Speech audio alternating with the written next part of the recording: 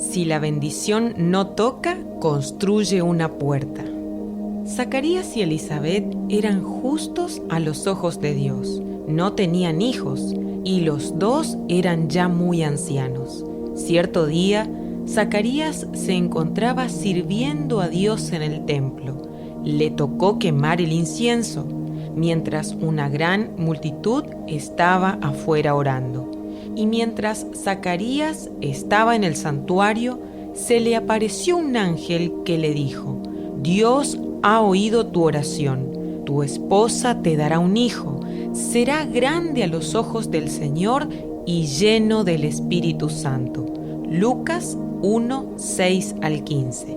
Zacarías recibió la bendición más grande de su vida mientras servía a Dios. Pensemos en algunos detalles del pasaje. ¿Qué hacía Zacarías cuando el ángel le prometió un hijo? Oraba, adoraba y quemaba incienso. ¿Dónde? En el altar de oro, muy cerca del velo que separaba el lugar santo del Santísimo. Ofrecer incienso a Dios era el acto más solemne de toda la liturgia, ya que el sacerdote se encontraba increíblemente cerca de la presencia de Dios.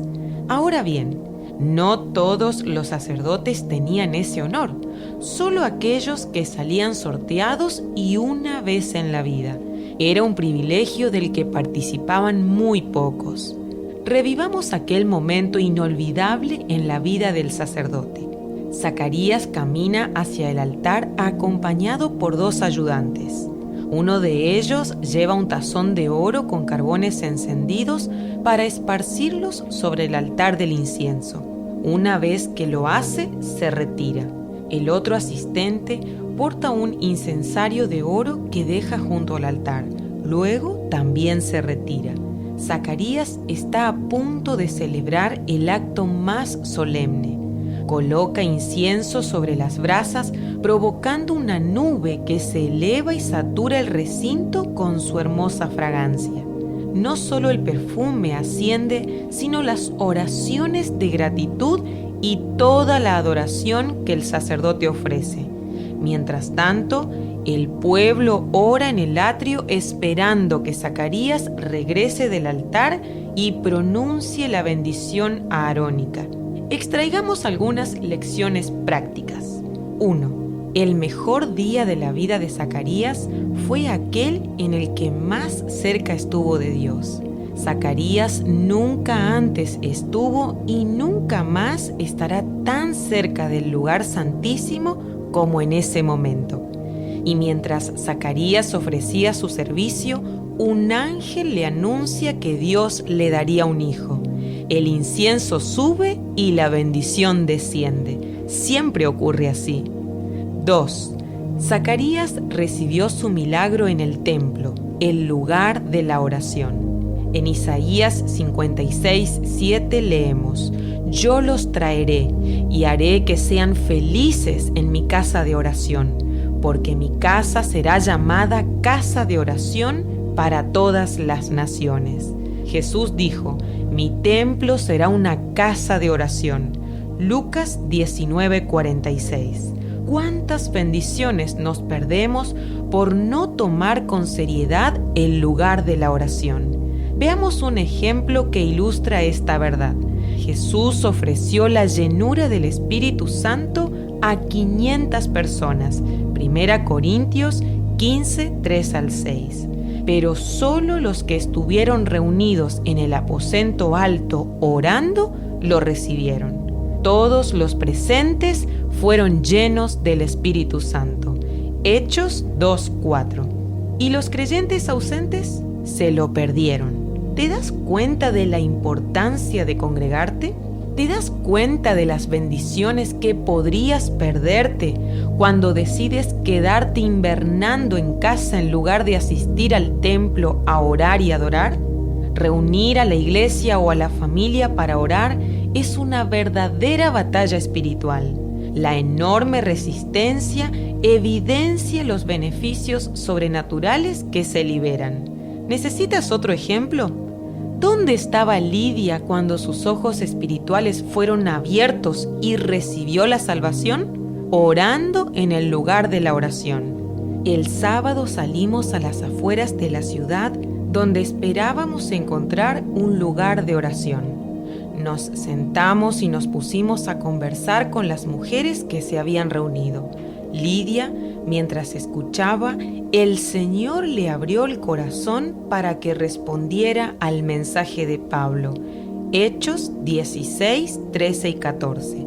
Piensa una vez más en Zacarías, en Lidia o en aquellos 120 que estuvieron en el aposento alto. Ese día ellos lo comenzaron como cualquier otro, pero terminó siendo el mejor de toda la vida.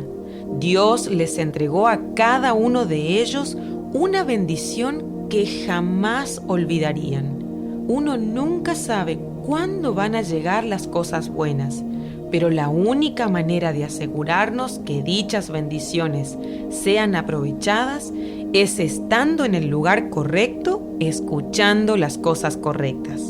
No descuidemos, como algunos, el deber que tenemos de asistir a la iglesia. Hebreos 10:25. Algunos están faltando a las reuniones y eso no está bien. Hebreos 10:25 en la versión PDT.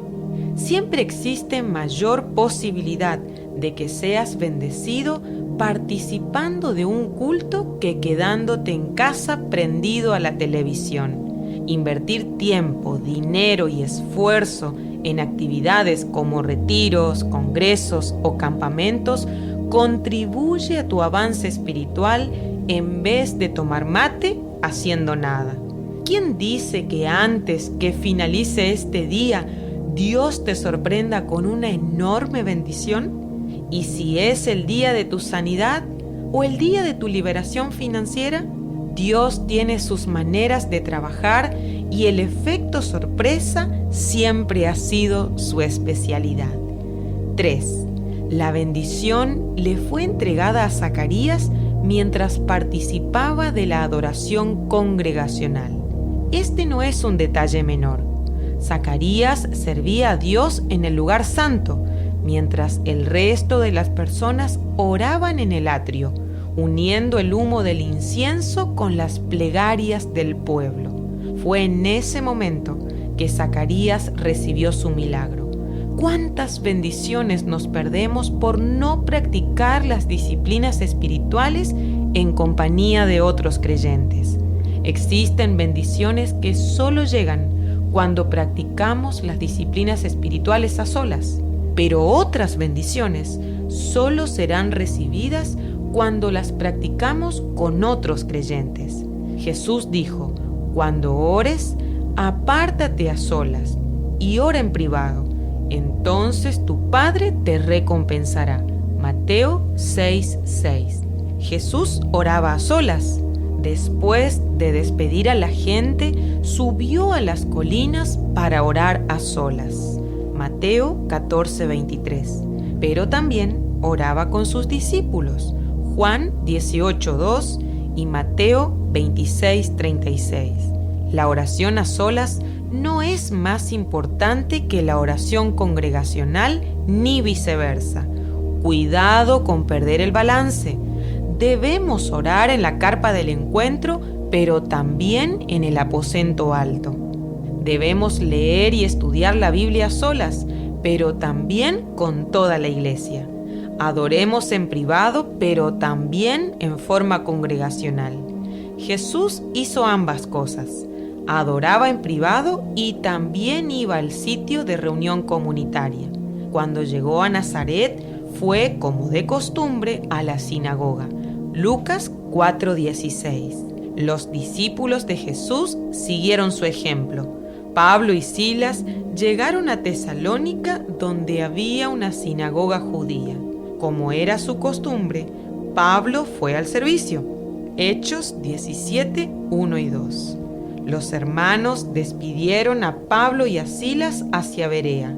Ellos apenas llegaron, se fueron derecho a la sinagoga.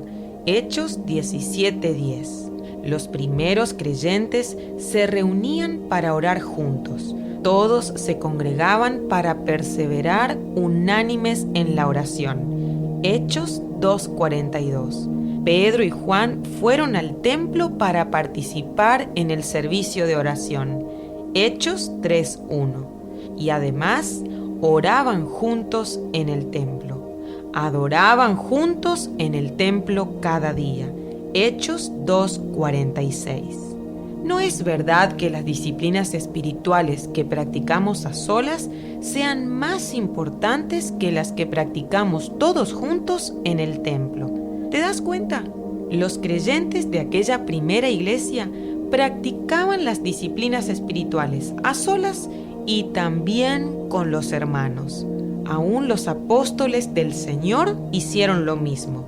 Si tú no sigues ese ejemplo, entonces eres más grande que Pedro y Pablo y más espiritual que Jesús. Una reflexión final. Algunas personas creen que pueden llegar a la madurez espiritual sin una iglesia local. Están totalmente engañadas y no siguen el ejemplo de Jesús y sus discípulos. Otras, por su parte, creen que pueden compensar la falta de vida espiritual a solas con la participación en las actividades eclesiásticas. Debemos entender que experimentamos a Dios y crecemos en su gracia por ambas prácticas, las disciplinas espirituales personales y las que practicamos con otras personas. Ser como Cristo requiere seguir su ejemplo. Y si Jesús tenía por costumbre congregarse para adorar, orar y servir a Dios, nosotros deberíamos hacer lo mismo.